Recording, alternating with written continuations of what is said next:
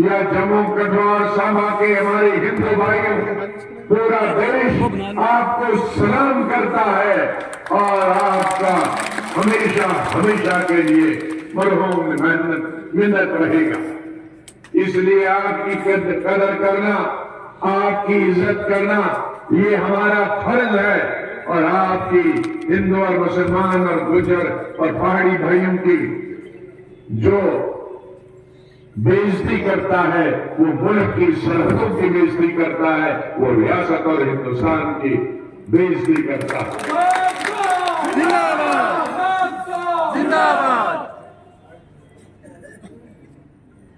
Chief minister होकर DC Rajouri Poonch में मैंने कहा था, जब एक कश्मकश थी यहां पहाड़ियों और गुजर भाइयों के बीच में, मैंने कहा था कि दोनों को अपना अपना हिस्सा देना चाहिए, लेकिन एसटी को एक एसटी बकरवाल और गुजर का काट के नहीं देना चाहिए, उनका अलग से हिस्सा होना चाहिए। क्योंकि अगर काट के देंगे तो एक तबका जो हजारों सालों से गरीब रहा है, तालीम से महरूम रहा है, उनका हिस्सा काट के मत दो, लेकिन पहाड़ी को अपना हिस्सा मिलेगा। और ये खुशी है कि आज उनको भी अपना हिस्सा मिला। अब लड़ाई खत्म होनी चाहिए, अब टोटल सीज फायर होना चाहिए हमारे पहाड़ी और गुजर भाइयों के बीच में। कोई तनाव आज के बाद नहीं होना चाहिए। जिस तरह से चुनाव वैली में, जिस तरह से कठुआ में, जिस तरह से उधमपुर में, जिस से जम्मू में, जिस तरह से वादी में हमारे कश्मीरी भाई, गुजर भाई, हिंदू भाई और गुजर भाई इकट्ठे रहते हैं, प्रेम से रहते हैं, प्यार से रहते हैं। मैं आज राजौरी और पुंछ के पहाड़ी और गुजर भाइयों से अपील करता हूं कि आज के बाद ये आरजी दीवारें जो कुछ सियासी पार्टियों ने सियासी मुफाद के लिए, इलेक्शन के लिए खड़ी की, उन दीवारों को तोड़ दो, उन दीवारों को गिरा दो और अपने हमसाया भाइयों के साथ शीर और शक्कर की तरह मिलके रहो।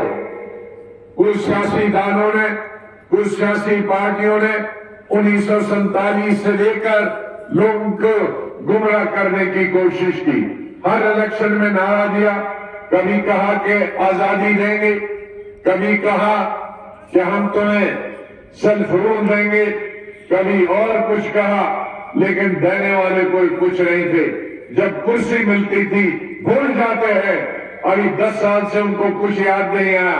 इलेक्शन आया तो हमारे गुजरवाल भाइयों को अलग बहकाएंगे, हमारे पहाड़ियों को अलग बहकाएंगे, 370 को अलग बहकाएंगे। लेकिन जब 370 खत्म हुआ, नेशनल कॉन्फ्रेंस के लोकसभा में 3 MP थे, एक ने भी आवाज नहीं दी। बीजेपी के 3 MP थे, एक ने आवाज नहीं उठाई। अब मैंने अकेले अगर लड़ा है पार्लियामेंट में, तो मैंने लड़ा। इनमें से आज ये फिर वो थेला निकल के आए हैं, लेकिन जब मौका था तब वहां कोई बात नहीं की। जब वजीर आजम ने आम पार्टी मीटिंग बुलाई, पहला स्पीकर मैं था और मैंने 1 घंटा बोला, लेकिन ये दूसरी जो पार्टी जो हुकूमत में रही, वो अपने खानदान का ही बोलते रहे। हमारे दादा ने ये किया था, हमारे बाप ने ये किया था, हमारे बाप ने। कोई कश्मीर, जम्मू कश्मीर के लोगों की बात, जेल से छोड़ने की बात मैंने की, स्टेट को देने की बात मैंने की।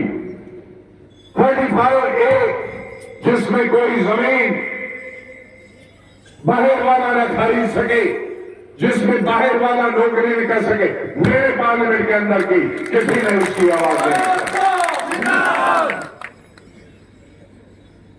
ये अगर बात करते हैं तो अपने केस ठीक करने के लिए बात करते हैं, लोगों की बात नहीं करते।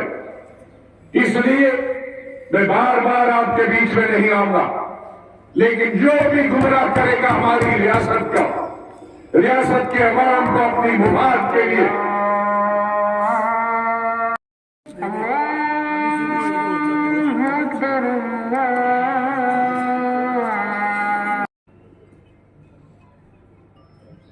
आज तक मैं कह रहा था कि लोग लीडर, लोगों को कौन गुमराह करता? लीडर। लोगों को कौन बनाता है? लीडर। लेकिन लीडर का मुफाद नहीं होना चाहिए, जाती मुफाद।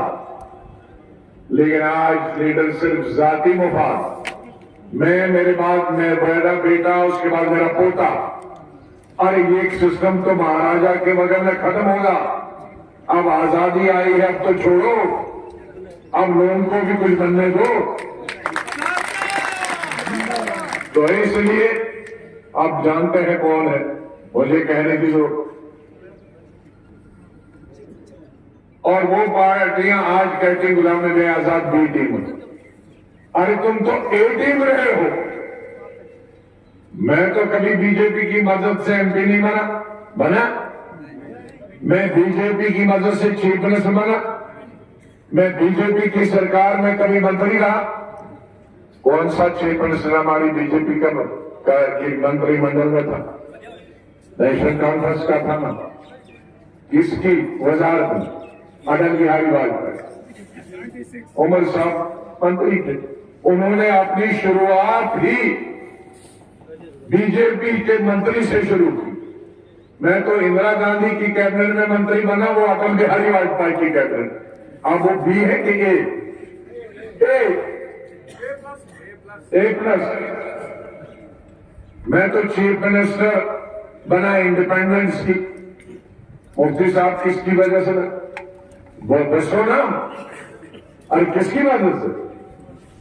बीजेपी। महबूबा जी किसकी मदद से? बीजेपी। अब वो है बी के मैं हूं भी, और वो है ना। ऐसा है,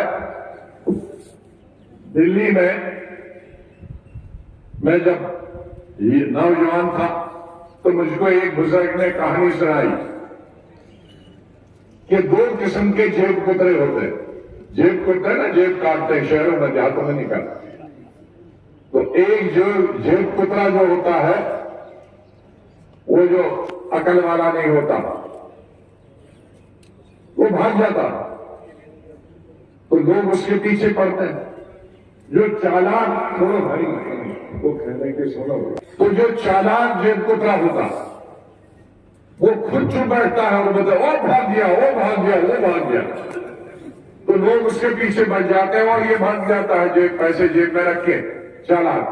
तो ऐसे हमारे लीडर है, खुद को उनको कोई नहीं कहे कि तुम बीजेपी वाले हो, तो दूसरों कहे ये है, ताकि उनकी तरफ ध्यान। लेकिन गुलाम नबी आजाद जिंदा है, अभी तुम्हें तुम्हारी हिस्ट्री नहीं। अभी मुझे कई लोगों ने पूछा कि बीजेपी 400 सीटें आई। मैंने कहा मैं कोई नजूमी नहीं हूं, सब लोग इकट्ठे हो जाएंगे तो बिल्कुल नहीं आएंगे। लेकिन वो एक्स चीफ मिनिस्टर जो बीजेपी की सरकार में था, उन्होंने कहा हाँ 400 मुमकिन है, और मैं बीजेपी को बढ़ाता हूं कि वो बीजेपी को बढ़ाता है। इसलिए क्योंकि ये चीजें हमने कभी बताई नहीं है, तो उसका मतलब है कि लोगों को पता नहीं है। इसलिए मेरे भाइयों, कौन बीजेपी में रहा है, कौन बीजेपी है, ये जो बीजेपी की मदद से और बीजेपी में रहे हैं, वो हम पर इल्जाम लगाते हैं। अब पार्लियामेंट में किसी ने रोया हमारे लिए प्राइम मिनिस्टर, तो किसी काबिल हम थे हमारे लिए प्राइम मिनिस्टर रोया, तुम्हारे लिए कौन रोता है? वो मैं फख्र की बात समझता हूं कि एक पार्लियामेंट में मेरी 40 साल लोगों के लिए, कश्मीर के लिए, हिंदुस्तान की आवाम के लिए मैंने जो तकरीरें की, उसने प्राइम मिनिस्टर को भी रुला दिया। आपके लिए तो हम कोई रुका नहीं। तो इसलिए वो बीजेपी वाला हो, 24 पार्टियों ने तकरीरें की और 24 पार्टियों ने के लीडरों ने प्राइम मिनिस्टर से भी ज्यादा अच्छी तकरीर की, और 10-12 पार्टियों ने कहा कि हम इस्तीफा देंगे लीडरों में, हमारी स्टेज से चुन के आ जाओ। तो लोगों की कुछ सेवा तो हमने की होगी, देश की खिदमत की होगी, इसीलिए तो कहा। तो इसलिए चीफ मिनिस्टर जी रोया। अच्छा, रोने पे अच्छा है ना, उनको भी लगा कि ऐसा आदमी पार्लियामेंट से गया। हा? आप लोग भी तो गए हैं कई दफा पार्लियामेंट से, किसी ने तो रोया नहीं। तो इसलिए काम करने वाले को हर हिंदू मुसलमान, हर पार्टी उसके लिए अफसोस करती है कि वो अगर पार्लियामेंट में नहीं गया। इसलिए मुझे आपका सहयोग चाहिए, आपकी मदद चाहिए। थोड़े से हमारे हिंदू भाई हैं यहाँ, मुझे उन हिंदू भाइयों की भी मदद चाहिए। मुझे हमारे एसटी, अब दोनों एसटी हैं, हमारे गुजर बकरवाल भाइयों का भी पूरा मदद चाहिए। हमारे पहाड़ी भाई, उनका भी पूरी मदद का है। चाहे मैंने जो भी 2.5 साल का अरसा मुझे मिला, उसमें मुझ पर कोई इल्जाम नहीं लगा सकता कि मैंने किसी एक ही धर्म या एक ही तबके की खिदमत की है। मैंने अगर सड़कें बनाई है तो सबके लिए, यहां डिग्री कॉलेज दिया था, पत्थर भी मैंने रखा था, इनॉग्रेशन भी मैंने किया, डिग्री कॉलेज। अब वो खाली मेरे गुजर भाइयों के लिए नहीं किया, उसमें हिंदू भाई जी भी जाता, उसमें पहाड़ी भाई भी। अस्पताल अगर बनाए, सड़कें बनाए, स्कूल बनाए, तो सभी समुदाय के लिए। इसलिए मेरी नजर में हिंदू और मुसलमान, मेरी नजर में पहाड़ी और गुजर भाई, मेरी नजर में कश्मीरी और गैर कश्मीरी, सब एक जैसे। नया निशान मिलेगा जो ही इलेक्शन अनाउंस होगा ना, ऐलान होगा, तो उसके 2-3 दिन बाद हमारा सिंबल निशान, चुनाव निशान में। और हमारे इमरान साहब जो नौजवान हैं, डीडीसी हैं, हमारे साथ जो बहुत खिदमत करे, ये आप तक, सब तक हमारे चुनाव निशान पहुंचेंगे, और उसकी सरबराही भी इन्हीं की लीडरशिप में होगी। सब पार्टी और भाइयों से ये गुजारिश करूंगा इस नौजवान की मदद।